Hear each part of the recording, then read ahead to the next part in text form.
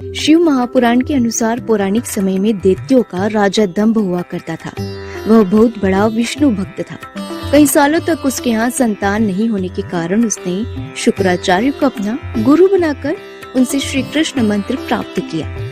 यह मंत्र प्राप्त करके उसने पुष्कर सरोवर में घोर तपस्या की। भगवान विष्णु उसकी तपस्या से प्रसन्न हुए और उसे संतान प्राप्ति का वरदान दे दिया। भगवान विष्णु के वरदान से राजा दंभ के यहाँ एक पुत्र का जन्म हुआ। इस पुत्र का नाम शंखचूड़ रखा गया। बड़ा होकर शंखचूड़ ने ब्रह्मा जी को प्रसन्न करने के लिए पुष्कर में घोर तपस्या की। उसकी तपस्या से प्रसन्न होकर ब्रह्मा जी ने उससे वरदान मांगने को कहा। तब शंखचूड़ ने वरदान मांगा कि वह हमेशा अजर अमर रहे। वह कोई भी देवता उसे नहीं मार पाए। ब्रह्मा जी ने उसे यह वरदान दे दिया और कहा कि वह बद्रीवन जाकर धर्मध्वज की पुत्री तुलसी जो तपस्या कर रही है उससे विवाह कर ले। शंखचूड़ ने वैसा ही किया और तुलसी के साथ विवाह के बाद सुखपूर्वक रहने लगा। उसने अपने बल से देवताओं, असुरों, दानवों, राक्षसों, गंधर्वों, नागों, किन्नरों, मनुष्य तथा त्रिलोकी के सभी प्राणियों पर विजय प्राप्त कर ली। वह भगवान श्री कृष्ण का परम भक्त था। शंखचूड़ के अत्याचारों से सभी देवता परेशान होकर ब्रह्मा जी के पास गए और ब्रह्मा जी से उन्हें भगवान विष्णु के पास ले गए। भगवान विष्णु ने कहा कि शंखचूड़ की मृत्यु भगवान शिव के त्रिशूल से होगी, अतः आप उन्हें उनके पास जाएं। भगवान शिव ने चित्ररथ नामक गण को अपना दूत बनाकर शंखचूड़ के पास भेजा। चित्ररथ ने शंखचूड़ को समझाया कि वह देवताओं को उनका राज्य लौटा दे, परंतु शंखचूड़ ने मना कर दिया और कहा कि वह महेश्वर से युद्ध करना चाहता है। भगवान शिव को जब यह बात पता चली तो वे युद्ध के लिए अपनी सेना लेकर निकल पड़े।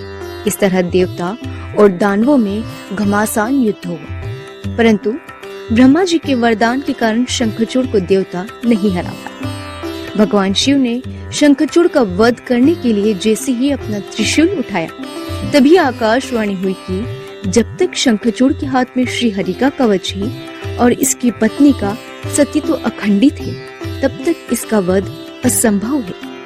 आकाशवाणी सुनकर भगवान विष्णु वृद्ध ब्राह्मण का रूप धारण कर शंखचूड़ के पास गए और उससे श्री हरि कवच दान में मांग लिया।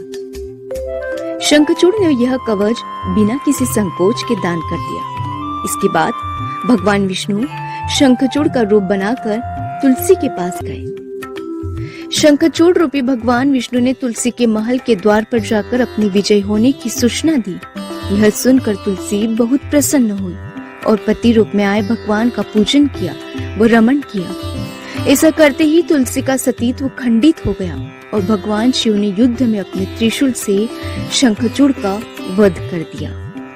जब तुलसी को पता चला कि वे उनके पति नहीं हैं, बल्कि वे तो भगवान विष्णु हैं, क्रोध में आकर तुलसी ने कहा कि आपने छलपूर्वक मेरा धर्म भ्रष्ट किया और मेरे पति को मार डाला, अतः मैं आपको श्राप देती हूँ कि आप पाषाण होकर धरती पर रहे। तब भगवान विष्णु ने कहा, देवी, तुम मेरे लिए भारतवर्ष में रहकर बहुत दिनों तक तपस्या कर चुकी हो।